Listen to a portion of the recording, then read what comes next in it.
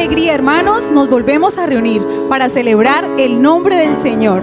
La palabra de Dios en el Salmo 100, el versículo 4 dice: entrad por sus puertas con acción de gracias, por sus atrios con alabanza.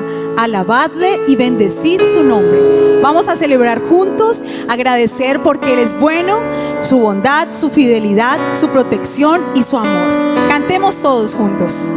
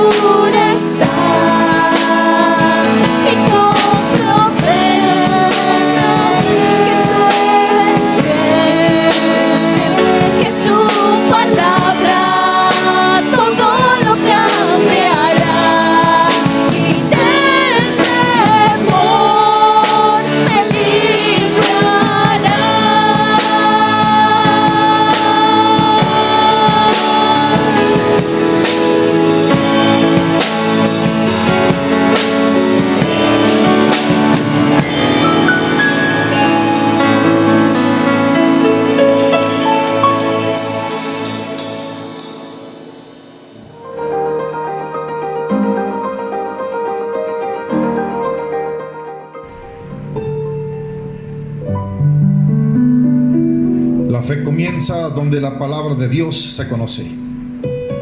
Y usted no puede conocer la voluntad de Dios sin meterse en la palabra. Esta es la Iglesia Bautista de la Fe en Cali, Colombia, y este es el cuarto sermón de la serie Fe en su santo nombre. Quiero invitarte para que vayas al Evangelio de Juan, capítulo 9. Dice la palabra del Señor: mientras caminaba Jesús, vio a un hombre que era ciego de nacimiento. Rabí, ¿por qué nació ciego este hombre? ¿Fue por sus propios pecados o por los de sus padres? No fue por sus pecados, ni tampoco por los de sus padres, contestó Jesús. Nació ciego para que todos vieran el poder de Dios en él. Dice verso 5: y mientras estoy aquí en el mundo, yo soy la luz del mundo. Luego escupió en el suelo, hizo lodo con saliva y untó en los ojos del ciego, y le dijo: ve a lavarte en el estanque de Siloé. Entonces el hombre fue, se lavó y regresó viendo. Sus vecinos y otros que lo conocían como un pordiosero ciego se preguntaban: ¿no es ese el hombre que solía sentarse a mendigar? Algunos decían que sí y otros decían: no, solo se parece. Pero el mendigo seguía diciendo: sí, yo soy. Le preguntaron: ¿quién te sanó? ¿Cómo sucedió? Él les dijo: el hombre al que llaman Jesús hizo lodo, me lo untó en los ojos y me dijo: ve al estanque de Siloé y lávate. Entonces fui y me lavé y ahora puedo ver. ¿Y dónde está él ahora?, le preguntaron. No lo sé. Entonces llevaron ante los fariseos al hombre que había sido ciego, porque era día de descanso cuando Jesús hizo el lodo y lo sanó. Los fariseos interrogaron al hombre sobre todo lo que había sucedido y él les respondió: él puso el lodo sobre mis ojos y cuando me lavé pude ver. Luego los fariseos volvieron a interrogar al hombre que había sido ciego: ¿y qué opinas del hombre que te sanó? Creo que debe ser un profeta, contestó el hombre. Yo no sé si es un pecador, pero lo que sé es que yo antes era ciego y ahora puedo ver. ¿Y cómo fue que te sanó? Miren, ya les dije una vez. ¿Acaso no me escucharon? ¿Para qué quieren oírlo de nuevo? ¿Ustedes también quieren ser sus discípulos? Entonces ellos lo insultaron y le dijeron: tú eres discípulo, pero nosotros somos discípulos de Moisés. ¿Qué cosa tan extraña?, respondió el hombre. A mí me sanó los ojos y ustedes ni siquiera saben de dónde proviene. Sabemos que Dios no escucha a los pecadores, pero está dispuesto a escuchar a los que le adoran y hacen su voluntad. Desde el principio del mundo nadie ha podido abrir los ojos de un ciego de nacimiento. Si este hombre no viniera de parte de Dios, no habría podido hacerlo. Tú naciste pecador hasta la médula, le respondieron. ¿Acaso tratas de enseñarnos a nosotros? Y lo echaron de la sinagoga. Cuando Jesús supo que lo habían echado, le preguntó: ¿crees en el Hijo del Hombre? Y el hombre contestó: ¿quién es? Quiero creer en él. Y Jesús le dijo: el que está hablando contigo, ese es. Entonces el hombre respondió: sí, Señor, creo. Y él en ese mismo instante adoró a Jesús. Dios bendiga esta palabra en nuestro corazón. Este capítulo 9 del Evangelio de Juan narra la curación de un ciego de nacimiento. Es un capítulo cargado de simbolismos donde encontramos las paradojas de la fe. Mientras unos experimentan un ascenso progresivo hacia la fe, otros van en descenso regresivo hacia la incredulidad. La narración comienza con un ciego que termina viendo y finaliza con unos hombres que decían ver pero terminaron viviendo como ciegos. Este episodio ocurrió en medio de una de las fiestas mesiánicas que era sombra de lo porvenir. Se trata de la fiesta de los tabernáculos. Durante el festival, grandes candelabros se encendían en los patios de los templos y en los altos montes, simbolizando la revelación y la verdad de la fe judía. Justo en medio de esa festividad, Jesús se había declarado como la luz del mundo. Él dijo en el capítulo anterior, verso 12: yo soy la luz del mundo. El que me sigue no andará en tinieblas, sino que tendrá la luz de la vida. Y ahora en el verso 5 de este capítulo vuelve a decir: yo, mientras estoy en el mundo, soy la luz del mundo. En este festival, los sacerdotes echaban agua de la piscina de Siloé sobre los escalones del templo, dizque para que el agua fluyera hacia abajo y fuera del templo hacia el mundo, simbolizando que la fe judía iba a satisfacer a la humanidad. Lo extraño es que Jesús termina enviando al ciego a la piscina de Siloé para que se lave el barro de sus ojos y recobre la vista. Mientras Jesús le devolvía la vista a un hombre ciego de nacimiento, los fariseos, por su parte, en su orgullo, se cegaban a sí mismos, negándose a ver. Esta es la primera vez en el registro bíblico que una persona ciega de nacimiento fue sanada de su ceguera. Desde el libro de Génesis hasta Juan, ningún profeta, sacerdote o apóstol le había dado alguna vez la vista a los ojos a un ciego de nacimiento. Es importante entonces notar el detalle que Jesús ve a un hombre necesitado. Toda su vida había pasado en la oscuridad absoluta. Todo el mundo exterior lo había conocido solo mediante sus oídos. La vida de este hombre se caracterizaba por su monotonía y dependencia que tenía de otros para sobrevivir. Tenía un lugar fijo en el que acostumbraba a sentarse a mendigar. En el mundo espiritual, hermano y amigo, los que están conscientes de su ceguera y se lamentan por ella pueden ser aliviados, mientras que los que están contentos con la luz que cree que tienen perderán incluso la poca que tengan. Porque hay fantasmas que entorpecen la fe del hombre. ¿Cuáles son esos fantasmas? En primer lugar, el fanatismo espiritual. En este pasaje, mientras el milagro acercó al hombre que antes era ciego más a Jesús, al mismo tiempo el mismo milagro alejó y provocó un rotundo rechazo progresivo por parte de los fariseos hacia el Mesías. El que había sido ciego reconoció que aquel hombre era profeta, que había tenido una conexión especial e íntima con Dios, que sin duda había venido de Dios con poder para hacer milagros. Sin embargo, en el verso 35, una declaración categórica va a decir cuando le preguntan: ¿crees tú en el Hijo de Dios? Y dice en el verso 38: creo en el Señor, y le adoró. Por otro lado, vemos distintos niveles de rechazo de aquellos que se decían tener la luz directa de Dios. Ese primer nivel se funda en la sospecha. En el verso 16 dice: algunos de los fariseos decían: ese tal Jesús no puede venir de Dios porque trabaja en el día de descanso. Otros decían: pero ¿cómo puede ser un simple pecador tantos señales y tantos milagros? Así que había profunda diferencia de opiniones entre ellos. El segundo nivel de incredulidad pasa de la sospecha a la calumnia, increpando al ciego, y le dicen por segunda vez, verso 24, por segunda vez llamaron al hombre que había sido ciego y le dijeron: es Dios quien debería recibir la gloria por lo que ha pasado, porque este hombre, hasta lo que sabemos, es un pecador. El tercer nivel pone en duda hasta su misma procedencia.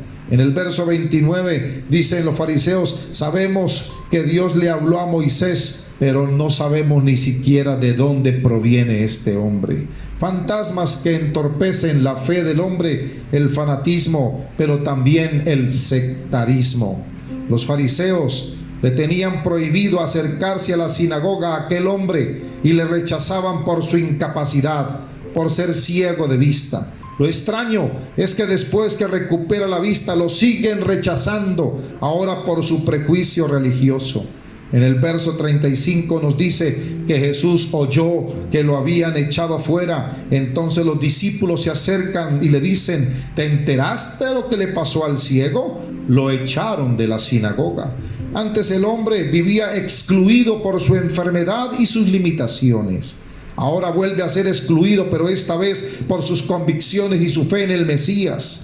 Lo característico en un ambiente de sectarismo es que los que no ven son justos, los que no tienen visión espiritual y no están conscientes de su necesidad de ella. ¿Cómo entonces es que conviene entender la fe? ¿Cómo debemos entender la fe en estos tiempos? En primer lugar, debemos entender que la fe siempre será un misterio. Por eso ella avanza de esa manera. Esto nos deja ver que Jesús, como la luz del mundo, ha venido a iluminar a los que viven en tinieblas, pero hay que dejarse iluminar por esa luz. Los fariseos del pasaje, queriendo ver, cerraron los ojos a la luz.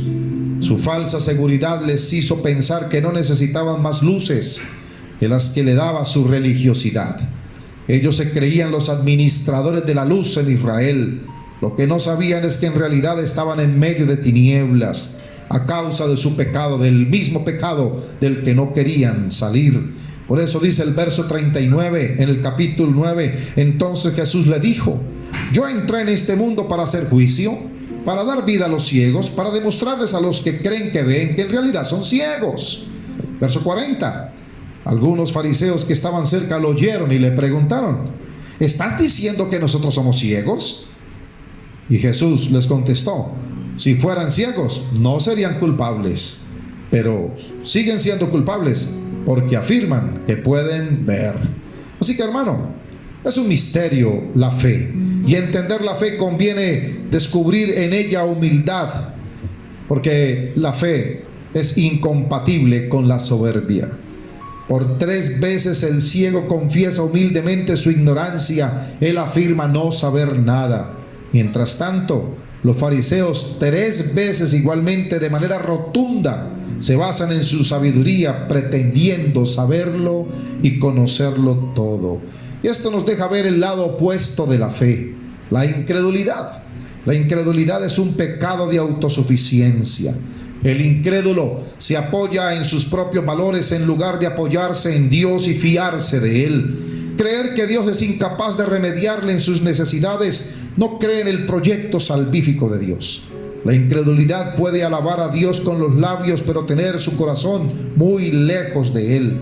En los evangelios vamos a encontrar que los incrédulos son vistos como hijos del diablo. Están ciegos, impermeables a la luz de la verdad que es Jesucristo. Tienen contaminada su mente y su conciencia. Por eso dice Lucas que serán excluidos del reino y de la salvación. Y Marcos dice que ellos están evocados a la condenación. Ya están condenados, pues están en el pecado.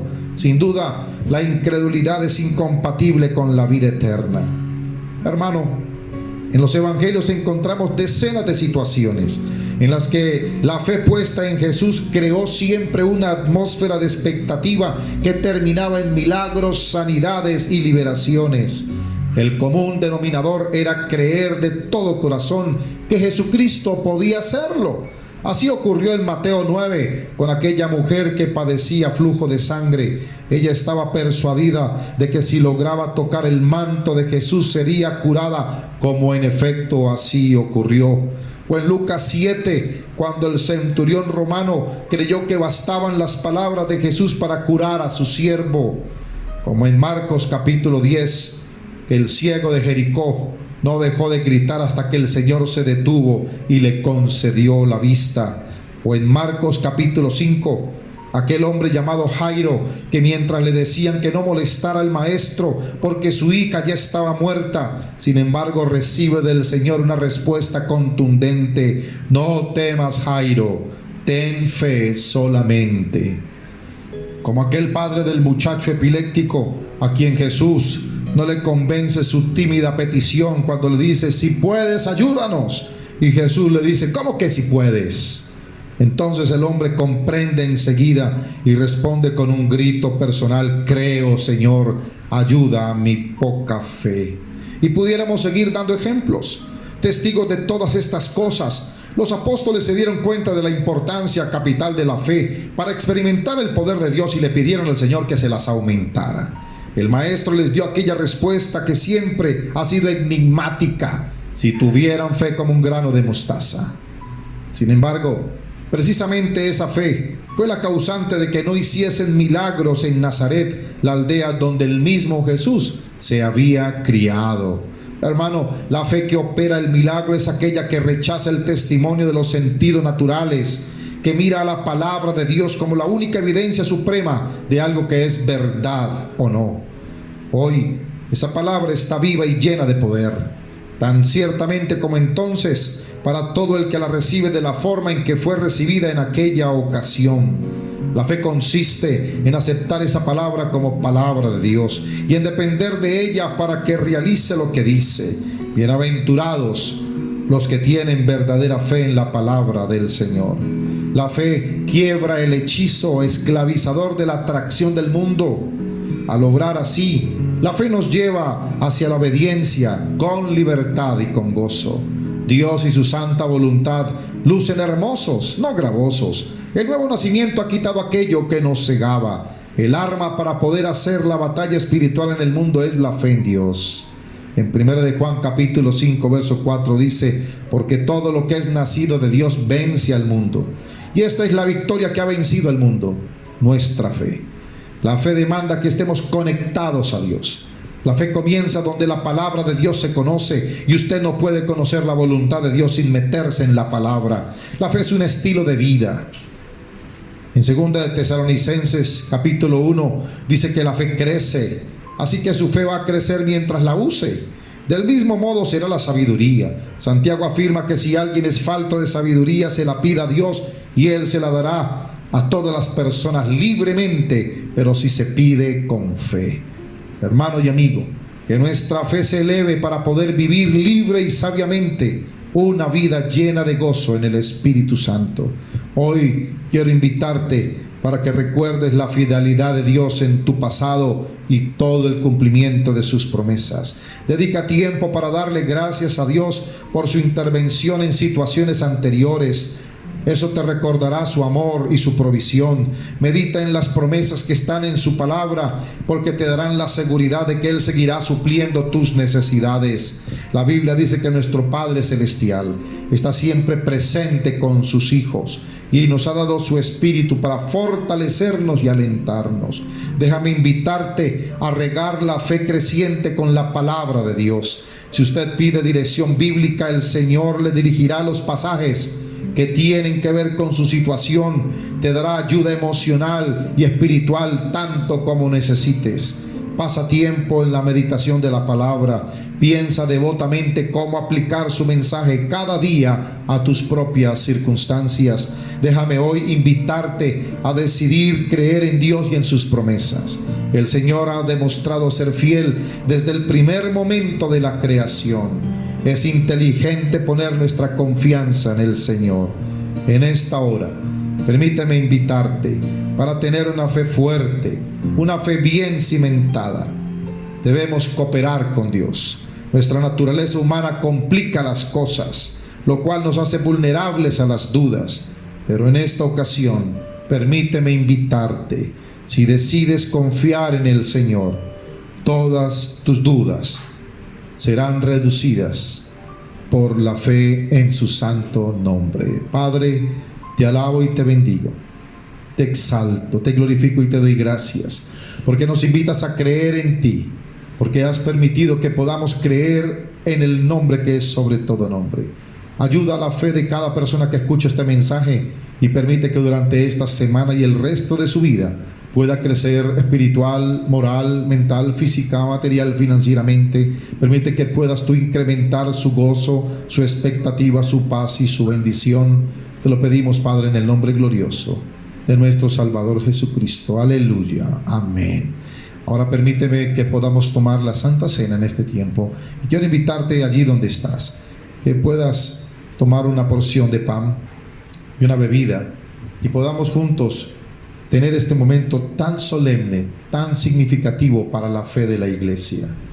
Dice el apóstol Pablo escribiendo a los Corintios: porque yo recibí del Señor lo que también os he enseñado, que el Señor Jesús, la noche que fue entregado, tomó pan, y habiendo dado gracias lo partió y dijo: tomad, comed, esto es mi cuerpo que por vosotros es partido, haced esto en memoria de mí. Asimismo tomó también la copa después de haber cenado, diciendo: esta copa es el nuevo pacto en mi sangre.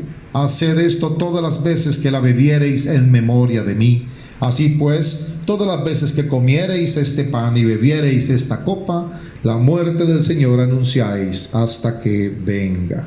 Hermano y amigo, en esta hora es el momento en que traigamos vigente al día de hoy la expectativa de nuestra fe. Es el tiempo que hagamos vigente nuestra salvación y nuestra esperanza.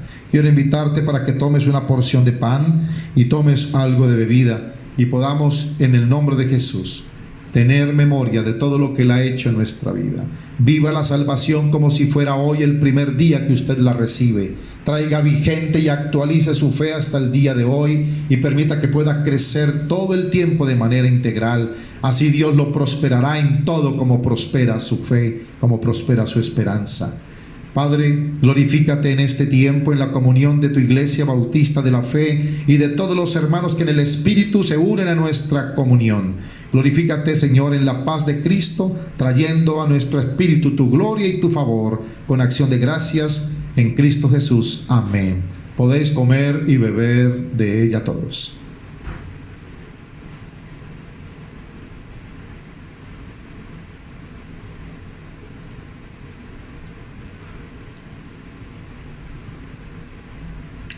Esta es la alegría de la iglesia.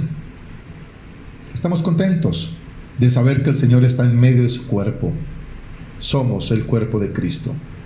Que la gracia, la paz y el favor de Dios sea con usted y con su casa en esta semana 31 y en el resto del año 2020. Gracia y paz para todos.